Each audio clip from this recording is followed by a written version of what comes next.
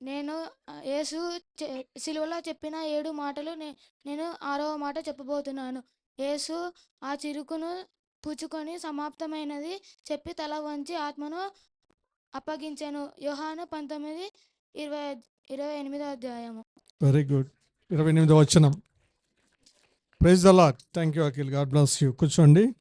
So 2020 batsmen వస్తున్నాడు ఇప్పుడు.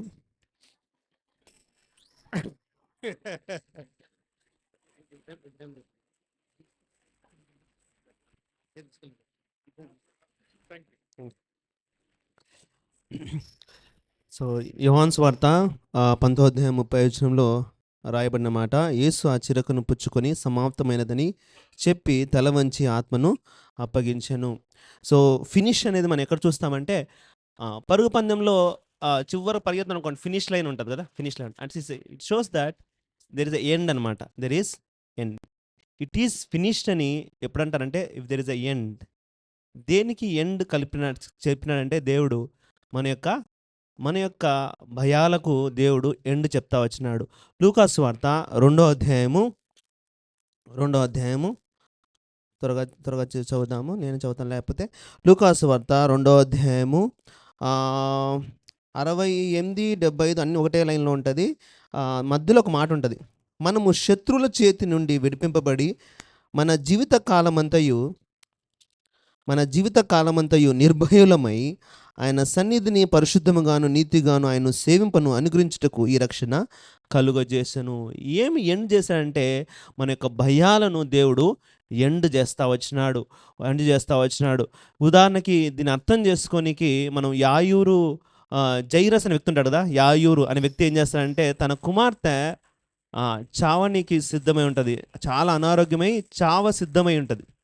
అప్పుడు ఆయన యేసు ప్రభుని అడుగుతా వస్తాడు, ప్రభువా నీవు నా యొక్క కుమార్తె విషయంలో ఏమైనా చేస్తావు అన్నప్పుడు దేవుడు ఆ టైంలో మధ్యలో ఏమవుతుందంటే అక్కడ దేవుడు చాలా సంవత్సరాల నుంచి రక్తస్రావంతో బాధపడుతున్న స్త్రీని అక్కడ ఒక చిన్న సన్నివేశం జరుగుతుంది, కొంచెం డిస్ట్రాక్షన్ జరుగుతుంది.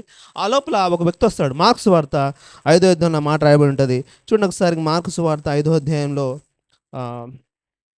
23వ వచనంలో ఉంటది. మార్కు సువార్త 5వ అధ్యాయం 23వ వచనంలో, నా చిన్న కుమార్తె చావనయ్యున్నది, అది బాగుపడి బ్రతుకున్నట్లు నీవు వచ్చి దాని మీద నీ చేతులుంచవలనని ఆయనను మిగుల బ్రతిమాలి కొనగా. అక్కడ దేవుడు ఆయన అడుగుతా ఉంటాడు. కానీ చూడండి ఒకసారి, అలాగే 35వ వచనం చదవండి.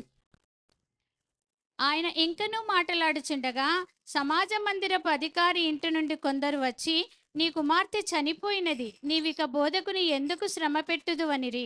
ఇంకా చూస్తూ ఆ తండ్రి యొక్క వేదన ఇంకా అధికమైపోయి ఉంటుంది కదా. ఇంతవరకు ఒక వేదన, కానీ ఇప్పుడు అధికమైన వేదన. ఏం న్యూస్ వచ్చింది?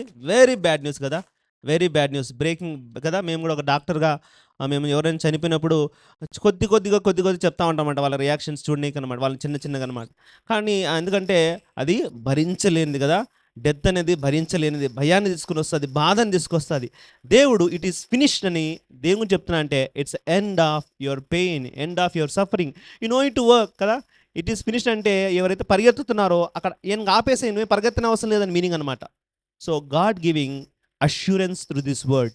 ఏం జరిగిందో చూద్దాం ఒకసారి. మార్కు సువార్త 5వ అధ్యాయంలో ఇదే మాటలు ఏముంది, 36వ వచనం చదవండి. పేతురు, యాకోబు. మార్కు సువార్త 5వ అధ్యాయము 36వ వచనం. యేసు వారు చెప్పిన మాట లక్ష్య పెట్టలేదు. ఎస్, భయపడకుము, నమ్మిక మాత్రం ఉంచమని సమాజ మందిరపు అధికారితో చెప్పి. సో నమ్మిక మాత్రం ఉంచు, be assured, rest assured, it is finished అనే దానికి మనకి ఏం చెప్తుందంటే అష్యూరెన్స్ చెప్తా ఉంది. ఇక నువ్వు పరిగెత్తన అవసరం లేదు, ఇకపై నువ్వు బాధపడిన అవసరం లేదు, ఇకపై నువ్వు భయపడనక్కర్లేదు, గిల్ట్గా ఫీల్ అవ్వని అవసరం లేదు. ఇజ్రాయెల్ ప్రజలు ఎప్పుడైతే ఐగుప్తు దేశం నుంచి భయపడుతూ వాళ్ళు ఐగుప్తు దేశాన్ని విడిచిపెట్టి బయలుదేరుతా వచ్చినప్పుడు, ఎర్ర సముద్రంలోకి వచ్చినప్పుడు ఒక పక్కన ఐగుప్తులు వాళ్ళు వెంటాడుతూ ఉంటారు, భయపడిపోయి వాళ్ళకి దాసులు అయిపోదామని డిస్కస్ చేస్తూ ఉంటారు. అప్పుడు దేవుడు అంటాడు భయపడకమంటాడు. ఇంకో విషయం ఏంటంటే రెస్ట్ అష్యూర్డ్ అని ఇంకో చోటు కూడా రాయబడి ఉంటుంది. ఎప్పుడైతే యాకోబు చనిపోతాడో వాళ్ళ సహోదరులందరూ భయపడిపోతారు. ఏమని భయపడిపోతారు? అరే మా నాన్న చనిపోయినాడు, ఇప్పుడు నేను చాలా కీడు చేశాము. ఎవరు కీడు చేశాము? ఏసేపుకి చాలా కీడు చేశాము, ఇప్పుడు వాడు మమ్మల్ని ఏమైనా చేస్తాడేమో అని ఉంటుంది. చూడండి ఒకసారి, ఆది కాండము చివరి అధ్యాయంలో ఉంటుంది అన్నమాట. Rest assured, it is finished. Yes, ఆది కాండము చివరి అధ్యాయంలో ఉంటుంది. ఒకసారి చూస్తారా? ఆది కాండము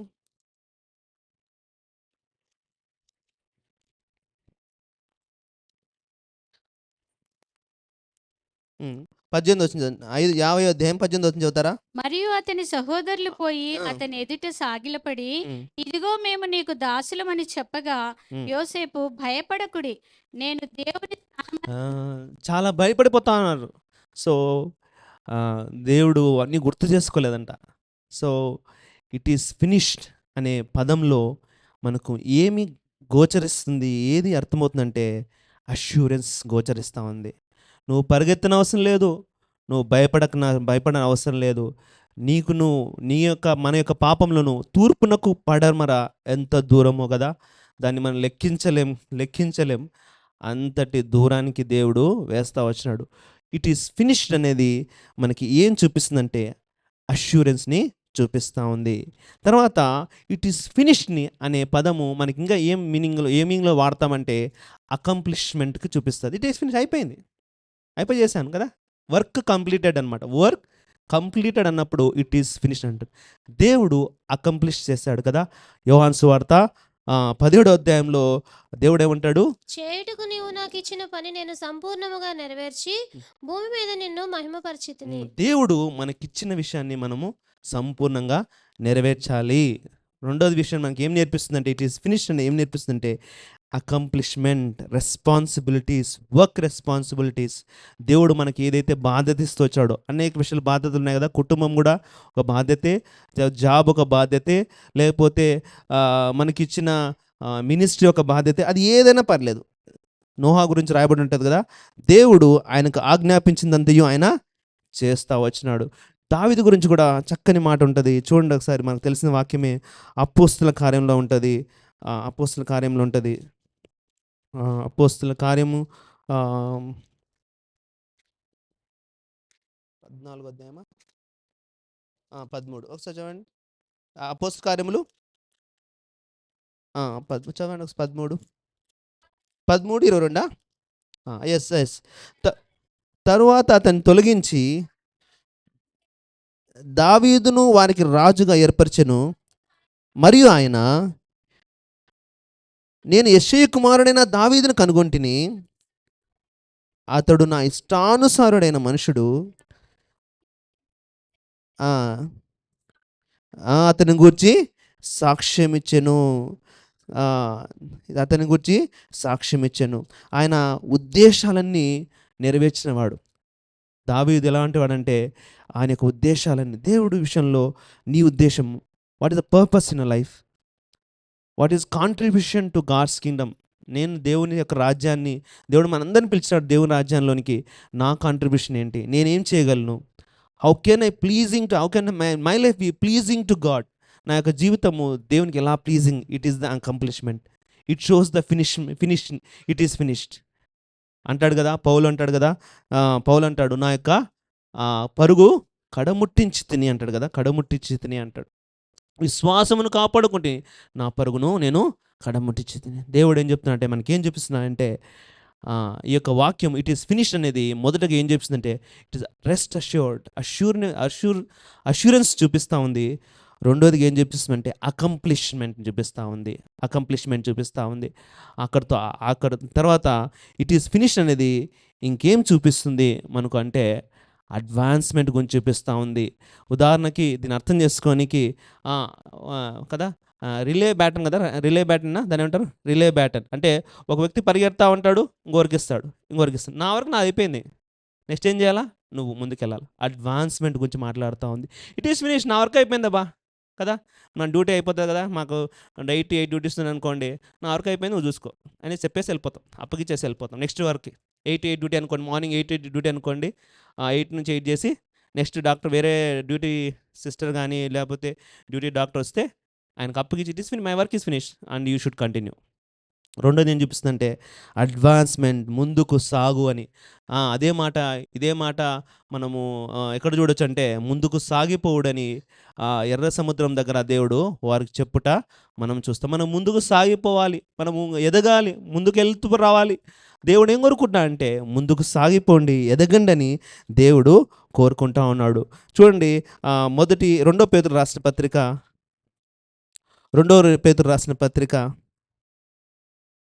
3వ అధ్యాయము 18వ వచనం. మన ప్రభువును రక్షకుడునైన యేసుక్రీస్తు అనుగ్రహించు కృపయందును జ్ఞానమందును అభివృద్ధి పొందుడి. మనము అభివృద్ధి పొందేవారిగా ఉండాలి. దేంట్లో అంట? యేసుక్రీస్తు అనుగ్రహించు కృపయందును జ్ఞానమందును అభివృద్ధి పొందాలి. మనం అభివృద్ధి పొందేవారిగా, గ్రోయింగ్గా కదా, అన్ని విషయాలు మనం ఎదగాలి. అన్ని విషయాల్లో మనకిచ్చిన పని విషయంలో మనం ఎదగాలి. అన్ని విషయాల్లో మనము ఆత్మీయంగా ఎదగాలి, మనము మెంటల్గా ఎదగాలి, ఫిజికల్గా ఎదగాలని మన దేవుడు కోరుకుంటున్నాను. నా బిడ్డ ఉంది, ఒక 100 గ్రాములు తగ్గితే నేను బాధపడినాను. రెగ్యులర్గా డాక్టర్ పీడియాట్రిక్స్ దగ్గరికి పోతూ ఉంటాం కదా, 9.4 kgs ఉన్నది. మళ్ళీ కొన్నిసార్లు ఫీవర్ వస్తే 9.2, 9.1 కూడా డౌన్ వెళ్ళిపోయింది. మళ్ళీ కొద్దిగా పెరుగుతూ ఉంది. సో ఎంతగా ఒక డాక్టర్గా, ఒక పీడియాట్రిషియన్గా ఆయన ప్రతి గ్రామ్ కూడా ఇంపార్టెంట్, 100 గ్రాములు కూడా important. So even small improvement in life, చిన్న ఇంప్రూవ్మెంట్ మనం ఎదిగేవారిగా దేవుడు కోరుకుంటా ఉన్నాడు కదా. చెట్టు యజమానుడు వచ్చాడంట, ఫలాలు ఉన్నాయని చూసినాడంట, ఏం కనిపించలేదంట. మనము ఎదిగేవారిగా దేవుడు it is my work, it is finish and what is our work. మనం చేయాల్సిందంటే మనము అడ్వాన్స్మెంట్, మనం ముందుకు సాగుతూ రావాలి, దేవునిలో ఎదగాలని దేవుడు మనకు గుర్తు చేస్తూ ఉన్నాడు. అంతే. దీనికి మొదటి అంటే ఈ మాట ఏం చూపిస్తుంది? అష్యూరెన్స్ చూపిస్తూ ఉంది.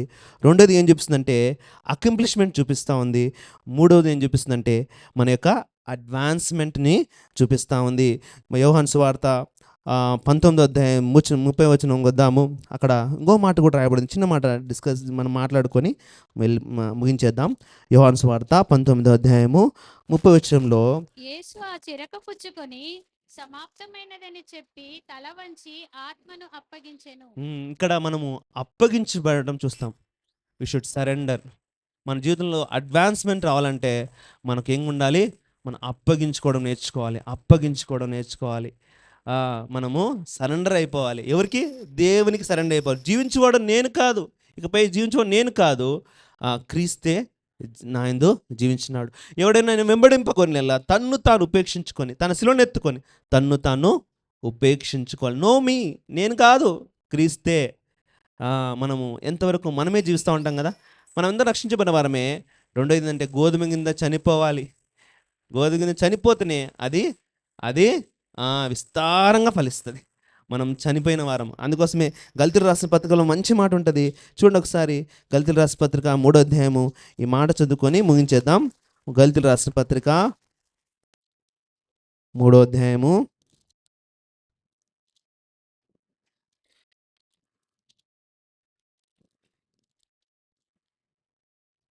2వ అధ్యాయం గల్తీలు రాసిన పత్రిక 2వ అధ్యాయంలో ఉంటుంది.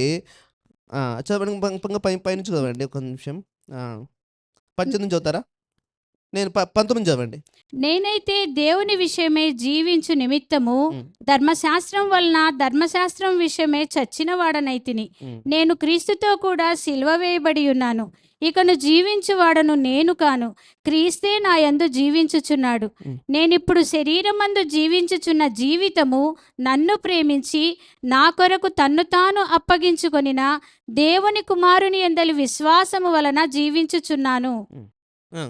నేను దేవుని కృపను నిరర్థకము చేయను.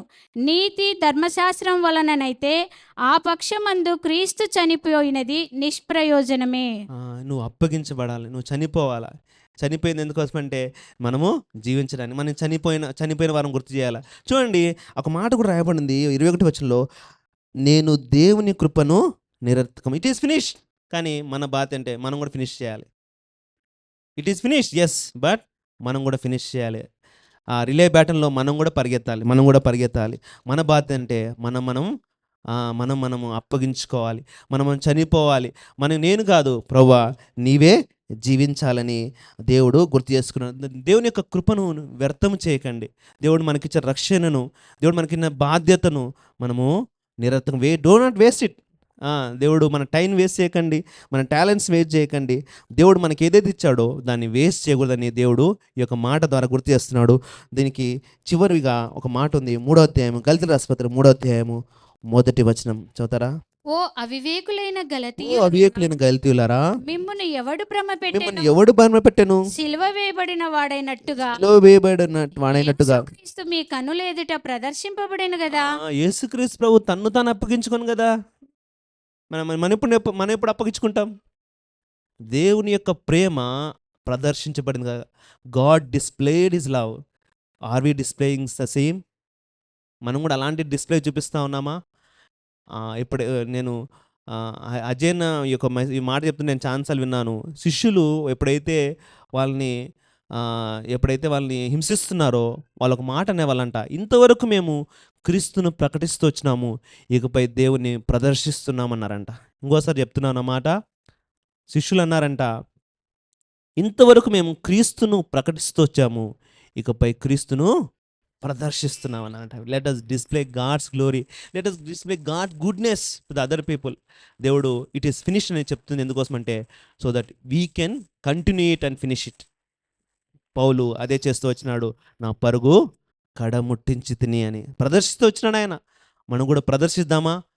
ప్రదర్శించాలంటే ఆ ముందు వాక్యాల్లో ఉన్న రాయమేంటంటే మనం చచ్చిన వారమని మనం జ్ఞాపం చేసుకోవాలి. ఇక జీవించడం మన ఆశలు కాదు, దేవుని ఆశలు, మన రాజ్యము కాదు, దేవుని రాజ్యము మనం స్థాపించాలి. దేవుడు ఈ యొక్క మాటలను దేవుడు దీవించును గాక.